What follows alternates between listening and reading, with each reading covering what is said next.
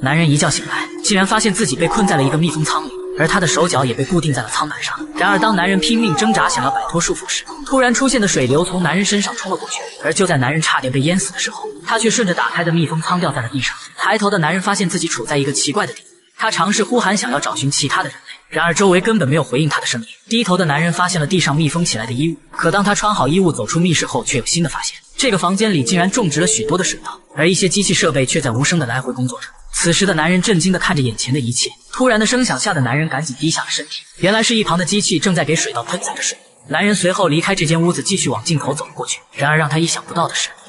而飞船原定目标是距离地球10亿光年的西亚星。他们随后来到了飞船的中心区域，这里有一个深不见底的圆形竖井。同伴尝试呼唤赛人公司的工作人员，然而搜遍这一层也没有发现其他人类。此时的同伴好奇这个竖井到底通向哪里，男人和其他2名同伴决定爬上去查看情况。几人先后爬到了上一层的站台上，3人打开舱门走进了一个空旷的走廊里，然而这里除了他们却没有其他的人类。宇宙飞船此时依然停留在这片未知星系，而出发前飞船上原本有上百名乘客，可此刻似乎就只有他们10几个人。小胡子觉得他们应该爬到顶层去一探究竟，而此时下层等待的人员却发现了一个按钮，男人认为这是紧急情况按下去的东西，可黑哥却认为不清楚，最好还是不要按为好。一旁的胡子哥也认为不要乱动比较妥当。几人随后开始举手投票表决自己的建议。女人伤心自己没能救下同伴，而男人却冷漠地站起来说该走了。此时飞船依然在以自转的形式运行着，停住随后小心翼翼打开舱门继续探查，而这里似乎像是飞船的电脑控制室，感应式电脑陆续亮起了淡黄色灯光。男人走到了一个类似控制台的地方，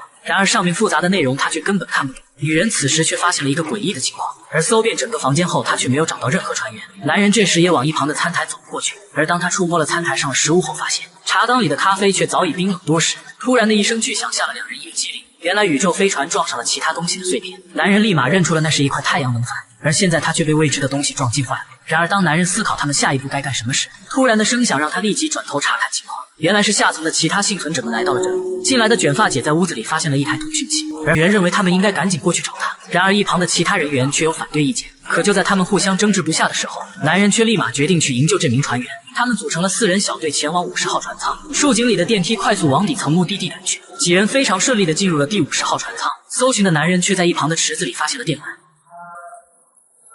然而一旁的女人却索要武器，想要独自进入。男人再三犹豫后决定和她一起进去，接着男人直接按动了密室上的按钮，房门在一阵刺啦声中打了开来，而屋子里面的情况却显得特别的诡异，很多东西有遭到了破坏过的痕迹。而就在他俩小心翼翼搜索伤员的时候，一滩浓稠的不明液体竟然从顶部流了下来，身旁的女人好奇地询问着那是什么。然而当男人把手电筒照向头顶时，发现一块类似陨石的物体把飞船撞了个大洞。可当男人把手电筒照向其他方向时，一个诡异的男人竟然高喊着撞倒了他。而另一边，外面的黑哥开始查看着女人的伤势，而一旁的女人却开始担心起他们的命运。然而就在黑哥尝试着安慰女人时，受伤的女人一个深呼吸后居然醒了过来，没想小心翼翼地上前想要查看情况，而变异男却只断断续续说了在里面3个字。接着他就在2人的注视下隐恨去了西北老家。一旁的男人觉得他们必须离开这里，可突然出现的求救声却吸引了他俩的注意。男人虽然疑惑，却依然提议赶紧离开。然而那个求救的声音俯身想要去拿地上的武器时，原来这人居然还留有最后一口气。警觉的男人却觉得他被射伤一定有其他原因。女人不可置信地看向自己的同伴，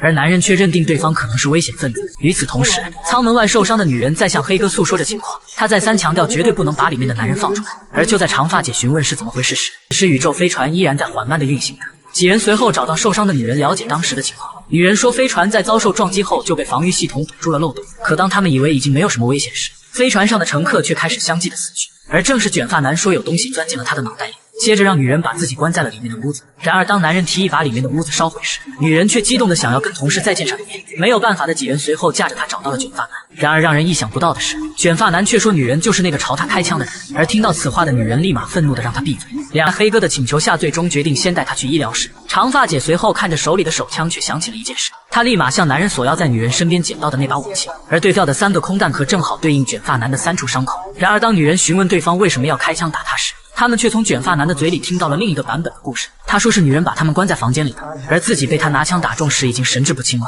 卷发男凄惨的模样让女人感觉到了愧疚。接着本是太阳国杀了么第1金牌杀手，而就在他刚刚完成了一单外卖生意时，20年没联系的哥哥居然联系了他。男人把没给好评的客户掩埋处理后，接着驱车赶到了2人的约定地点。然而这里却是他们已故母亲的墓地。弟弟是想让他参与名叫西亚的移民计划，这样才能摆脱听人摆布的命运。两人随后来到了西亚计划的总部，服务人员随后送上了一款虚拟现实装置。男人在哥哥的眼神注视下戴好装置，而就在虚拟装置突然发出亮光时，男人的意识立马进入虚拟世界的西亚星人。随后赛人公司的老板亲自接待他。男人在语言选择的阶段毫不迟疑选择了英语。女人接着开始介绍起了相关情况。西亚星距离地球有10亿光年，它是目前为止发现的唯一适合人类居住的星球。而女人在介绍完后就让他强制退出了虚拟世界。男人接着一言不发地离开了西亚总部。到了晚上，哥哥再次联系弟弟，约定一起前往西亚星。此时上百架飞机也往沙勒姆总部飞了过来。可当哥哥带着弟弟找到一个房间想要处理伤口时，抬头后他却震惊了，沙勒姆的老大已经坐在这里等候他们多时。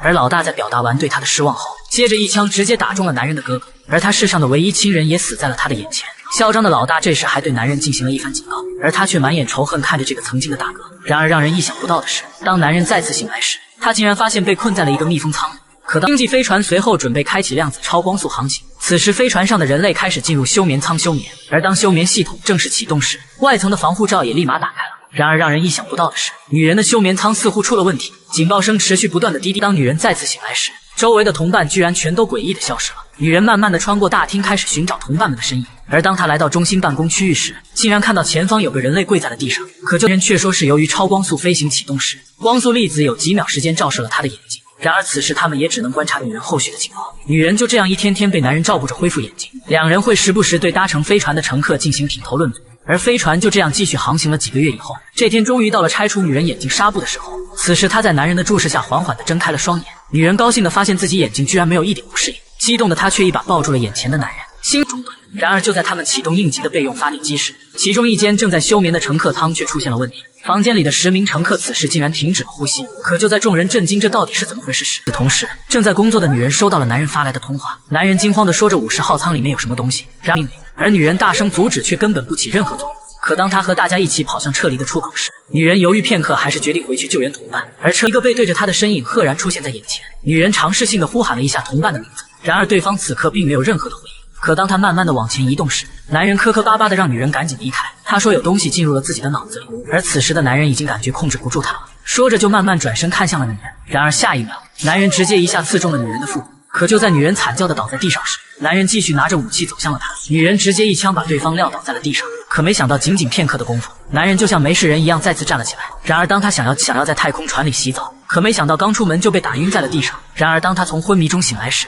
竟然发现打晕自己的是同伴胡子哥。而就在男人质问他想要干什么时，对方竟然用诡异的眼神注视着他。害怕的男人立即扭头大喊救命，没想到胡子哥居然在他眼前发生了变异。跑来的女人吓得大声尖叫了起来，而这边的动静也吸引了其他人的注意。此时的男人强行挣脱了胡子哥的束缚，女人赶忙快速跑过来查看他的伤势，然后扭头咆哮着让胡子哥离他远点。而胡子哥却已经看到赶来的两人，接着立即起身朝着一旁逃跑了。赶来的男人开了一枪却没有打中他，两人立马飞快地朝胡子哥追了上去。然而就在他即将跑出这个走廊时，男人却在关门之前打中了胡子哥。可他们已经不能阻止他逃跑。竖井里的电梯迅速朝下层滑动着，可当两人也来到这层空间时，这里似乎已经没有了胡子哥的身影。此时一旁却躺着一具男性的尸体。然而当他们想要越过尸体向前探查时，黑哥却喊住同伴，发现了新的情况。男人的左眼里长了一根奇怪的东西，好奇的黑哥却尝试着用手捏了捏它，那根东西居然诡异地钻进了尸体的眼皮里。两人随后把尸体带回去进行检查，黑哥利用激光切割器进行了切割。同伴随后看到了震惊全场的东西，这是一种类似条状虫子的外星生物，而它们竟然还是活动的状态。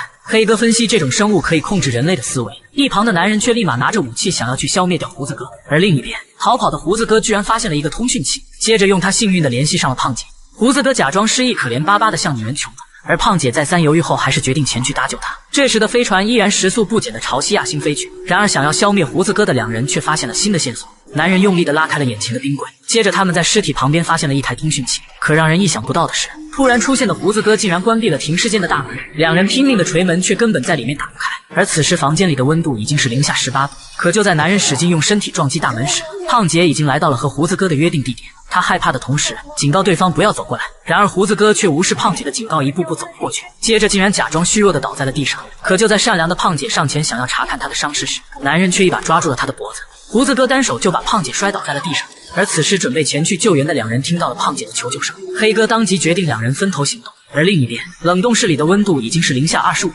此时的男人正拿着一根铁棍破坏着风扇，可没想到他却触电被电倒在了地上。而女人在查看男人没事后，她慢慢的爬了上去，拿起了那根铁棍，接着瞄准冷冻扇的扇叶直接砸了过去，而冷冻室的制冷系统终于被他破坏了。与此同时，胖姐被胡子男掐住脖子按在地上，而男人体内的外星生物想要转移宿主，可就在这些虫子即将进入胖姐的嘴里时，赶来的黑哥上来就和胡子男打在了一起。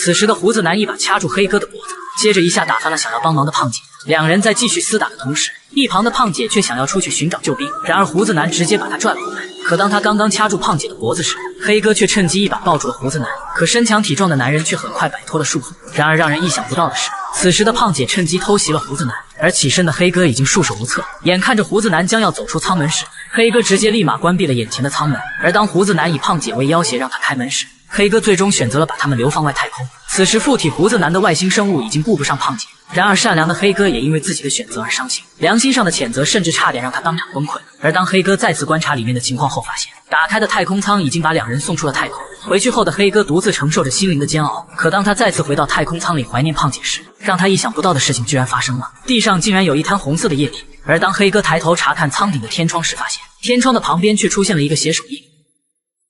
没穿内衣的女孩在太空船上睡觉，可接着却被被窝里的东西吵醒。然而当她掀开被子查看时，一只外星生物却突然袭击了她，女孩瞬间从噩梦中醒了过来。之后她就开始在飞船上溜达，没想到在拐角处发现了可疑的水迹，女孩一路顺着水迹走进了密室内。然而就在她慢慢的走到泳池边时，女孩惊恐的发现泳池里居然漂浮着一具尸体。而当她拿着工具把尸体翻过来后，赫然发现正是被外星生物附身的大胡子。这时的女孩感觉到万分的惊恐，然而博士却突然从外面跑了进来，他嘴里一直嘀咕不敢相信这是真的。跑到泳池边后，博士开始检查尸体的情况，可是尸体的周围和地上血迹并没有黑色液体，原来被外星生物附身的人类会有这种症状。博士随后让女孩帮他把尸体抬到了实验室，然而当女孩看到手术台上的物体后，害怕的女孩走到旁边直接呕吐了出来。黑哥随后对尸体进行了检查，可结果却让他确定外星生物已经逃脱了，而外星生物可能已经找到了新的宿主，他们拥有控制人类思想人格的超能力，只是如何识别出被附身之人是谁，不知道彼此的过去却让博士无从下手。而女孩此时却把目光看向了自己的手臂，随后她头也不回地离开了实验室。与此同时，另一边的两人似乎发现了什么情况，女人忐忑地在空旷的走廊里打了声招呼，突然两人身后的大门突兀地打开了，神情冷漠的女孩却快速地从里面走了出来。然而当同伴想要拉住她时，患有自闭症的女孩却立马让男人住手，而她身上的血迹已经引起了同伴的注意。此时博士把外星生物逃跑的事情告诉了小帅，可男人的反应却出奇的愤怒。一旁的女人刚想说他们要保密的时候，其他同伴却突然出现在了这里，仅仅片刻功夫，这个秘密已经全都知道。而另一边，女孩已经来到了主控制室里，她先是操控电脑找到了一台驱动扫描仪，之后在5号控制台那里拿到了一个箱子。然而当女孩开始想要激活手臂里的芯片时，系统却提示无法读取到相关的数据。没有办法的女孩想到了星际飞船上的电线，她从里面拔出了一根，确认有电后，女孩直接用它激活了手臂上的储存芯片，之后的链接很快就被系统识别了。女孩接着打开了所有参与西亚计划的人员资料，而此时星际飞船依然在时速不减地前往西亚星。外星生物还活着的讯息让同伴们开始互相猜忌，男人指着女友开始怀疑她被附身了，然而走来的同伴却怀疑起了一身血迹的女孩。此时他却在控制室里查看乘客的资料，可没想到几滴血液竟然从鼻子里滴了出来。而就在女孩刚刚打开了男人的资料时，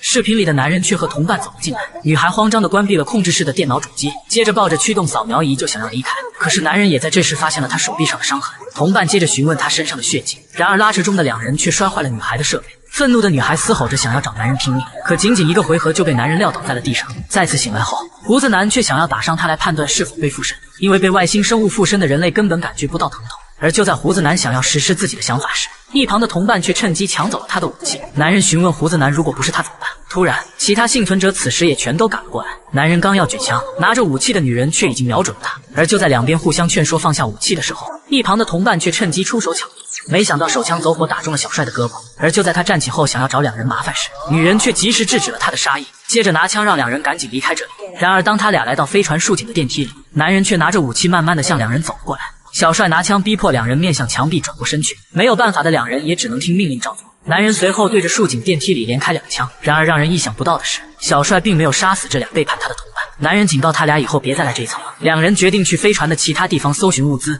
而他们在竖井电梯旁看到了一具尸体。胡子男无意间却发现了一艘太空舱，这里有一整套的生存应急资源，整个飞船上只剩下了这艘太空舱。饿了几天的胡子男立马吃着东西检查设备，然而这艘太空舱却需要身份识别。此时树井里的电梯在快速赶往这一层，女人背着一包东西来找她的男友。男人看到背包里的物资后，对女友表示感谢，而他俩的谈话却也被胡子男看到了。男人有癫痫病的秘密随后也被他知道，然而胡子男并没有嫌弃和嘲笑他，接着把发现太空舱的事情说给他听。原来胡子男想让他帮忙启动这艘太空舱。此时飞船依然时速不减地飞往西亚星，而就在男人的女友再一次下来看他时，他终于把发现太空舱的事情告诉了女友。可刚刚赶来的胡子男却也看到了两人，男人告诉他自己想要带女友一起走，因为他觉得主要工作都是自己完成的。胡子男虽不同意，但也没有马上反对。男人之后在破解身份验证时陷入了困境，可没想到女友居然拿出了自己的太空舱识别牌。女友一开始没拿出来是担心男人不会开飞船，然而对方却说这些都是自动驾驶系统。接着男人就用它激活了太空舱，女人此时也激动的一时说不出话来。这时的飞船已经锁定了目的地西亚星，可女人担心和胡子男一起搭乘太空舱不安全，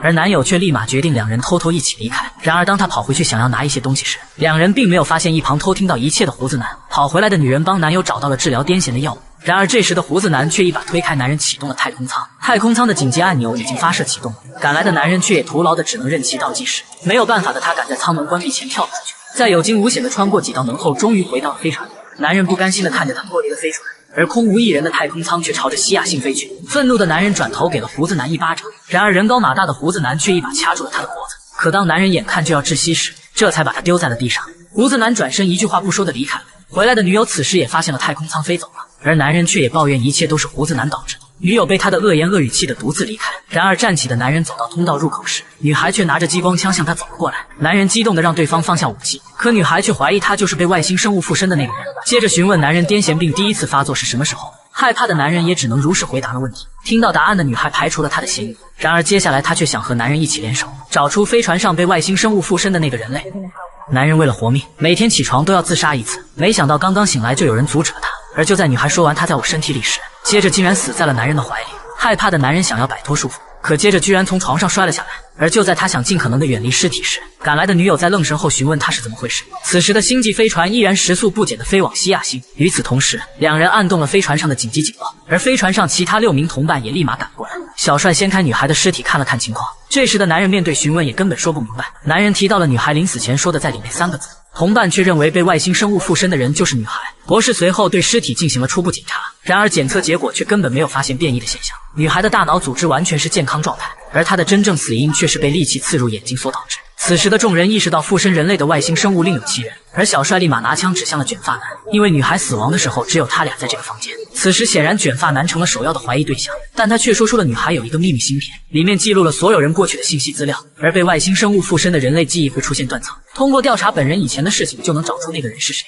可就在大家的情绪刚刚松懈下来时，一旁的胡子男竟然把他们锁在了屋里，他快速关闭了房间外的电子智能锁。此时的众人基本确定他就是被附身的人类。胡子男一路小跑想要赶去什么地方，而同伴们拼命踹门却根本打不开。小帅拿起武器朝着玻璃连开了几枪，可没想到这些玻璃居然打不烂。扭头的小帅发现了一旁的救护担架，接着他和女人推着担架车撞毁了玻璃。众人陆续离开屋子前去抓捕胡子男，而男人却因为伤势过重和女友留了下来。此时的胡子男却在房间里发泄情绪，听到动静的几人立马知道了他的位置。小帅3人小心翼翼赶往胡子男的房间，然而当拿着武器的2人进屋搜索时，发现里面除了杂乱的物品外根本找不到胡子男。然而转身后却发现对方已经劫持了博士。胡子男强调自己并没有被外星生物感染，他只是想要赶在外星生物之前找到那枚芯片。女人提出让胡子男放开博士，证明自己是无辜的。对方趁机要求2人放下手中的武器。然而当胡子男一把推开挟持的博士时，小帅竟然立马捡起武器打伤了他。胡子男趁机逃回了密封舱里，他赶在2人之前锁死了房间大门。与此同时，卷发男在查看尸体时似乎想到了什么，此刻他终于明白女孩那句在里面是什么意思。原来那枚神秘芯片就在他的手腕里。卷发男在女友的配合下把芯片取了出来，而此时的飞船依然朝着西亚星继续前进。受伤的胡子男忍着剧痛处理了自己的伤口，而博士却在旁边的舱门上看到了血手印。几人顺着痕迹打开舱门进来查看，博士却在房间的角落里发现了一把手术刀。此时他肯定这才是杀害女孩的真正凶器，而这个房间的主人却成了新的目标嫌犯。另一边的卷发男准备去找寻识别芯片的设备，然而重伤的男人却再也坚持不住，跪在了地上。卷发男随后把设备存放的地方告诉了女友，女友拿着芯片在男人的注视下独自出发了。可当女人找到识别芯片的设备时，激活设备后她立马搜索到了自己的资料，而小帅和女人这时也已经找到了卷发男，他们告诉男人在他女友的房间里发现了凶器。而另一边，女人看着曾经痛苦的秘密害怕地站了起来。此时小帅两人已经乘坐电梯来到了这层，可就在两人快速奔跑着赶来找他时，正巧看到女人拿着东西破坏掉了芯片，眼看着自己就要被同伴当场割杀，机智的女人立马掀开头顶的密封舱，她却趁着水流冲倒男人的时候，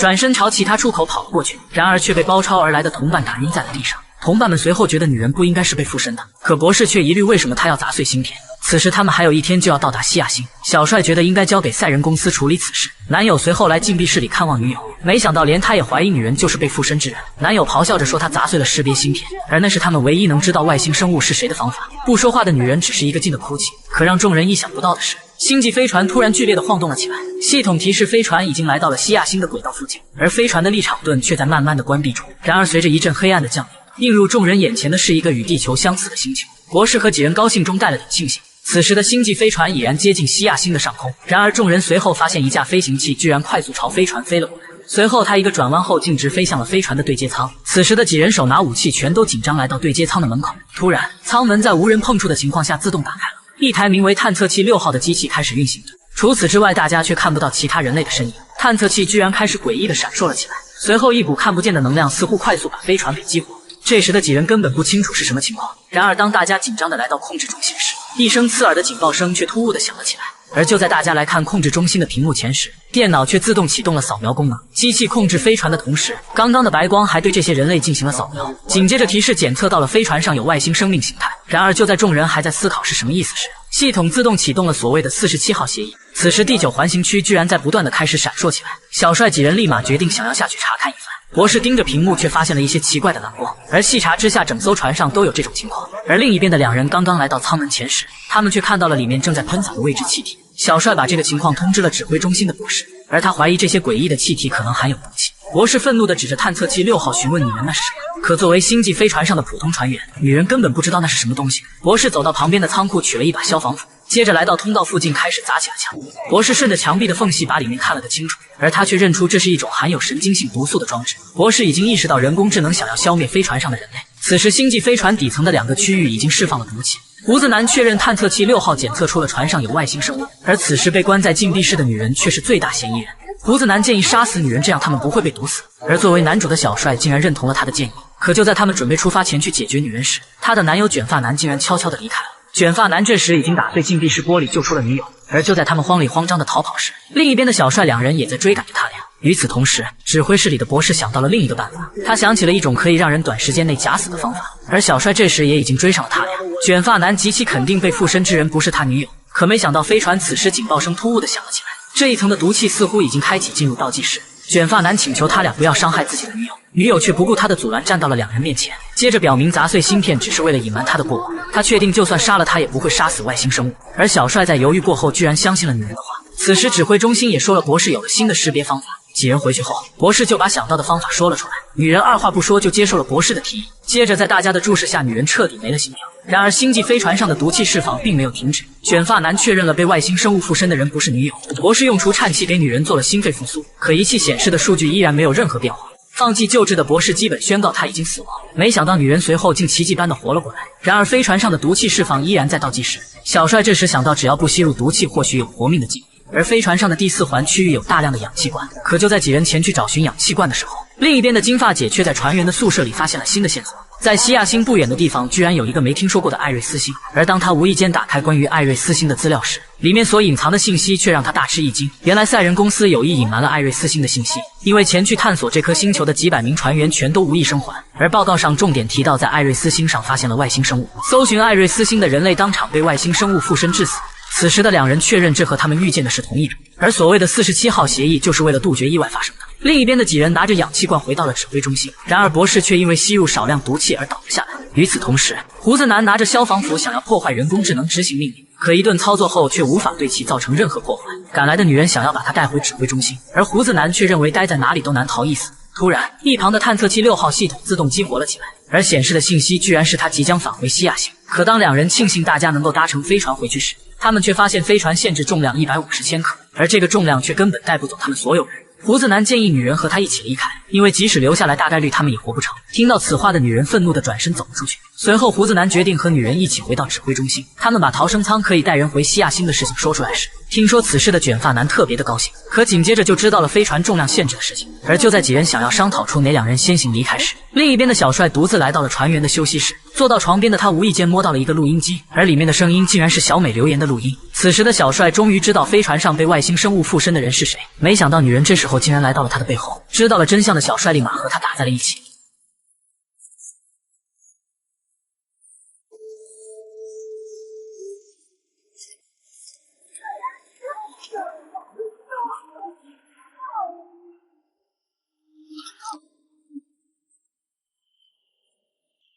女人捡起手枪，居然转身逃离了这里，而小帅也立马起身追了上去，接着一个飞扑把女人的武器摔到了一旁。可两人拉扯中，女人捡起武器瞄准了小帅。外星人说他不是小帅想象中的那样，然而愤怒的男人却说他根本不是人类。女人缓缓地把手枪交给了男人，或许这一刻他懂得了什么是人类的情感。小帅夺过武器，把枪口指向了女人，可接着居然一拳把她打晕在了地上。小帅抱着女人把她送进了6号探测器里，而此时指挥中心的众人已经戴上了氧气罩。系统突然嘟嘟的响起，再次做出了新的指令。飞船上消灭人类的第47号协议被解除了，而此时的6号探测器搭载着女人离开了飞船。这时的众人似乎也明白了什么事情，星际飞船也做出了准备登陆西亚星的命令。劫后余生的几人兴奋的大喊大叫了起来，而兴奋过头的博士居然一口鲜血吐了女人一身。博士接着在众人的注视下倒在了地上。此时的小帅独自来飞船外层注视着离去的女人。醒来的外星人搭乘探测器6号慢慢飞向西亚星，然而让他意想不到的是，一段神秘录音居然这时候传了过来，而里面所说的内容却让人大吃一惊。